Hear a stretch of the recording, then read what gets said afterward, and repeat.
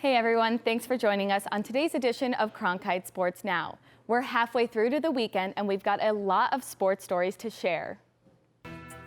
Today on Cronkite Sports Now, we break down our inside look into the college football playoffs, the Sun Devils' crucial face-off versus Oregon, and Phoenix Rising continues to break records, even in the offseason. These stories and more coming your way on Cronkite Sports Now.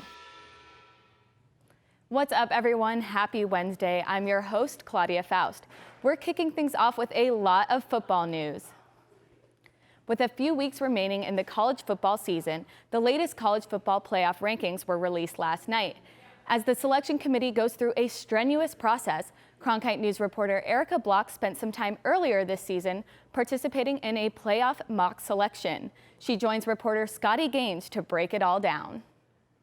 As college football is approaching its most important weeks of the season, it's time to really break down the college football playoff and what that means looking forward. Scotty Gaines, Erica Block, who I'm going to officially call you our expert in the college football playoff. Yes, I'm an expert. Okay, very good. Okay, now I'm excited for this. So if you don't know, Erica, in late September, she went down to Texas to be a part of a college football playoff selection mock committee. So I'm kind of wondering, just in the basis, what was that exactly like?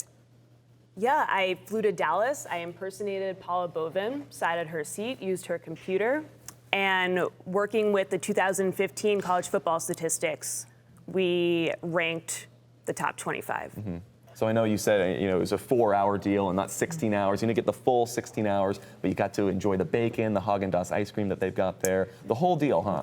They don't mess around with the snacks. These are top-tier snacks. There's Kind bars, there's ice cream, anything you could want, including bacon. There's a lot of bacon. So in your article, you also put down that, a lot of critics might look at it differently in the fact that they don't know how thorough this process in selecting the college football playoff really is. What did you mean by that?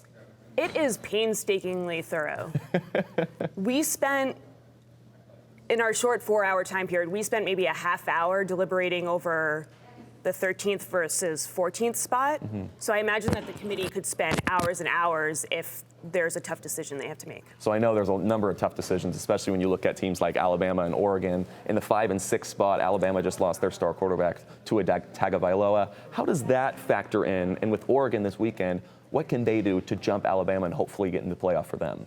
Right. It'll be interesting to see because the committee, it doesn't matter for this most recent rankings. The committee is not allowed to look to the future and to factor that into the rankings. So it'll be interesting to see if their backup quarterback, how well he performs, and how that affects the team's record. Mm-hmm. Really looking forward to that. Oregon 9-1, Alabama 9-1. 4 teams in the playoff. They're 5 and 6, just off the cusp of it. So really looking forward to that. Erica, thanks so much for the time. Thanks, Looking Scotty. forward to the rest of the season.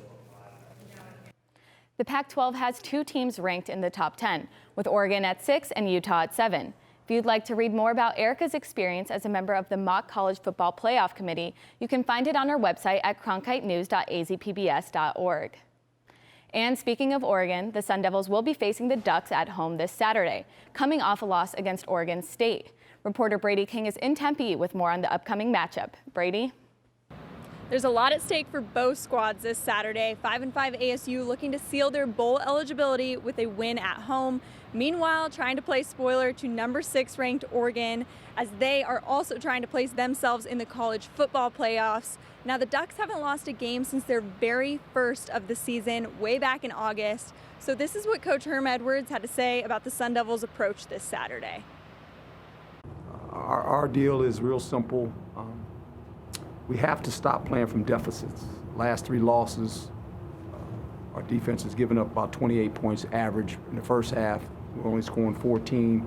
In the second half of football games, our offense is scoring about an average of 17. We're only giving up 8 points. So we got to get out of this deficit thing. We've been in too many deficits early, and we find our way climbing uphill in games, and that's never a good sign. And you definitely don't want to get into deficits against these guys because they're very good on defense. And they don't give up a lot of points. They're good in all phases of it, third down, red zone. They can rush the passer. They do a lot of things very well.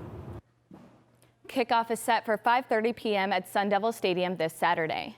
For the Cardinals, the bye is better late than never, as the team gets a chance to rest up before hosting the Rams in Week 13. One thing Cards fans can be thankful for this season is Kyler Murray's performance through the first 11 games.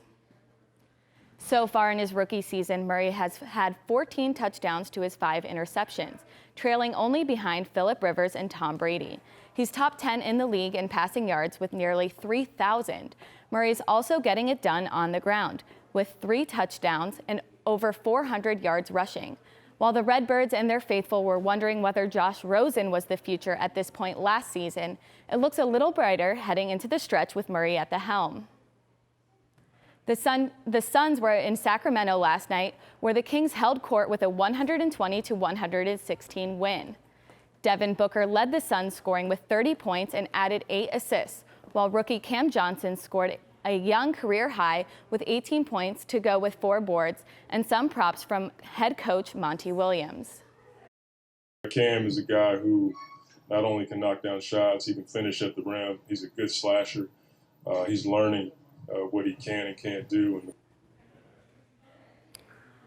The Suns hit the court again tomorrow against the Pelicans. Tip-off is set for 8:30 Arizona time at Talking Stick Resort Arena. Now from the hardwood to the ice.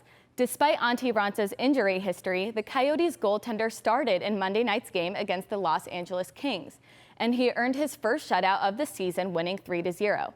Head coach Rick Tocchet talked about how the team is lucky to have not one but 2 reliable goaltenders. Obviously, what Kemps has done the last year is, since January of last year, he's top goalie. Rant's coming back from those injuries to come into camp, good shape, to give us the minutes he's doing. We got a 1-2 punch here that's pretty special with us. The Yotes face the Toronto Maple Leafs at home tomorrow night. Puck drop is set for 7 p.m. I told you we're talking a lot of football today. Just this morning, Phoenix Rising head coach Rick Schantz was named the USL Championship Coach of the Year. Now, what makes him such a good coach? Our own Brady Klain got a chance to mic him up a few months back. So let's take a look at some of the wise words he gives his players that led him to the title. The 2 most important things in a professional footballer's life, food and the